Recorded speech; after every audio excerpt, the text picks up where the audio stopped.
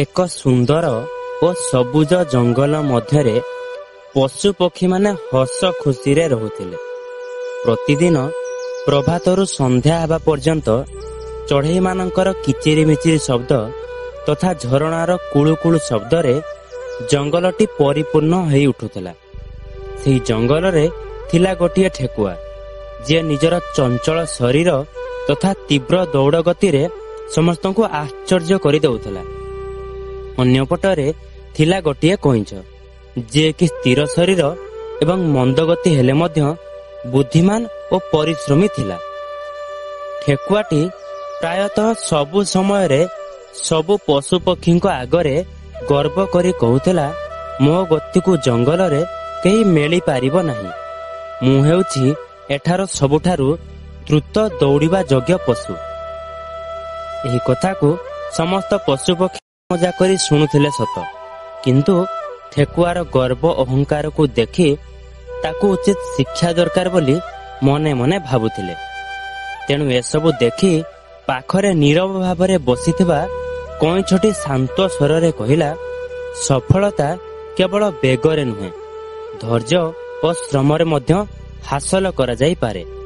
ଏହା ଶୁଣି ଠେକୁଆଟି ଆହୁରି ଗର୍ବରେ ଅନ୍ଧ ହୋଇ କହିଲା, ଆଚ୍ଛା, ଯଦି ଏମିତି କଥା ତାହେଲେ ଚାଲୁନ ଆମେ ଗୋଟିଏ ଦୌଡ଼ ପ୍ରତିଯୋଗିତା କରିବା, ଆଉ ଦେଖିବା କିଏ ଜିତୁଛି। ଏହାପରେ କଇଁଛଟି ହସି ଦେଇ ଉତ୍ତର ଦେଲା, ମୁଁ ତ ଅତି ଧୀର ବେଗରେ ଚାଲେ, ତୁମେ ମୋ ସହ ଦୌଡ଼ ପ୍ରତିଯୋଗିତା କରିବ? ହଉ ଚାଲ, ତାହେଲେ ମୁଁ ତୁମକୁ ହରାଇବାକୁ ମଧ୍ୟ ଚେଷ୍ଟା କରିବି। ପଥ ନିର୍ଦ୍ଦିଷ୍ଟ ହେଲା। ପ୍ରତିଯୋଗିତା ବଡ଼ ଗଛରୁ ଆରମ୍ଭ ହୋଇ ଜଙ୍ଗଲ ମଧ୍ୟ ଦେଇ ନଦୀ ପାଖରେ ଶେଷ ହେବ। ଯିଏ ପ୍ରଥମେ ଯାଇ ନଦୀ ପାଖରେ ପହଞ୍ଚିବ ସେ ପ୍ରତିଯୋଗିତାରେ ବିଜୟ ଲାଭ କରିବ। ଏହାପରେ ସମସ୍ତେ ପ୍ରସ୍ତୁତ ହେବା ମାତ୍ରେ ମାଙ୍କଡ଼ ସିଟି ବଜାଇ ପ୍ରତିଯୋଗିତା ଆରମ୍ଭ କଲା। ପ୍ରତିଯୋଗିତା ଆରମ୍ଭ ହେବା ମାତ୍ରେ ଠେକୁଆଟି ବଜ୍ର ବେଗରେ ଆଗକୁ ଆଗକୁ ଧାଇଁ ଚାଲିଲା। ସେ କିଛି ସମୟ ମଧ୍ୟରେ ଯାଇ ଜଙ୍ଗଲ ରାସ୍ତାରେ ପହଞ୍ଚିଗଲା, କିନ୍ତୁ ପଛରେ କଇଁଛଟି ବହୁତ ଧୀର ଗତିରେ ଯାଉଥିଲା। ଏସବୁ କିଛି ଦୂରରେ ଥାଇ ଠେକୁଆ ଦେଖୁଥିଲା। ଏହାପରେ ଠେକୁଆଟି କିଛି ଦୂର ଯାଇ ରାସ୍ତାର ମଧ୍ୟଭାଗରେ ପହଞ୍ଚିବା ପରେ ରାସ୍ତା ମଝିରେ ଅତ୍ୟନ୍ତ ଗର୍ବରେ ଭାବିଲା, କଇଁଛଟି ତ ବହୁତ ଧୀରେ ଧୀରେ ଦୌଡୁଛି, ସେ ତ ଏଠାକୁ ଆସିବାକୁ ବହୁତ ସମୟ ନେବ। ତେଣୁ ମୋ ପାଖେ ମଧ୍ୟ ଖୁବ୍ ସମୟ ଅଛି, ମୁଁ ଯାଉଛି ଟିକେ ବିଶ୍ରାମ କରି ନେବି। ଏହା ଚିନ୍ତା କରି ସେ ଗଛ ଛାଇରେ ଘାସ ଉପରେ ବସି ଟିକେ ବିଶ୍ରାମ କଲା।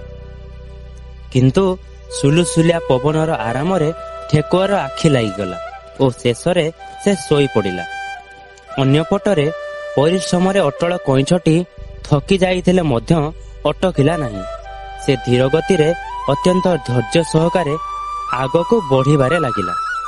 ଧୀରେ ଧୀରେ ସେ ଜଙ୍ଗଲ ମଧ୍ୟ ଦେଇ ଗଛ ପାଖରେ ପହଞ୍ଚିଲା ଓ ନଦୀ ଦିଗକୁ ଅଗ୍ରସର ହୋଇ ଶେଷରେ ଲକ୍ଷ୍ୟସ୍ଥଳରେ ପହଞ୍ଚିଗଲା। ଅନ୍ୟପଟରେ କିଛି ସମୟ ପରେ ଠେକୁଆର ନିଦ ଭାଙ୍ଗିବା କ୍ଷଣି ସେ ଉଠି ଦ୍ରୁତ ଗତିରେ ଲକ୍ଷ୍ୟ ଆଡ଼କୁ ଦୌଡ଼ିଲା।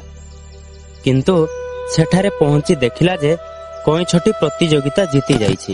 ସମସ୍ତ ପଶୁପକ୍ଷୀ କଇଁଛକୁ ଅଭିନନ୍ଦନ ଓ ଉତ୍ସାହିତ କରୁଛନ୍ତି। ଏହା ଦେଖି ଠେକୁଆ ଆଶ୍ଚର୍ଯ୍ୟ ହେବା ସହିତ ଅତ୍ୟନ୍ତ ଲଜ୍ଜିତ ଅନୁଭବ କଲା ଓ ମୁଣ୍ଡ ନୁଆଇଁ କେବଳ ଗୋଟିଏ କଥା ଶିଖିଲା, ଅତ୍ୟଧିକ ଗର୍ବ ଏକ ଦିନ ପରାଜୟ ଆଣେ। ଧୈର୍ଯ୍ୟ, ପରିଶ୍ରମ ଓ ନିୟମିତତା ସଫଳତାର ମୂଳ ମନ୍ତ୍ର।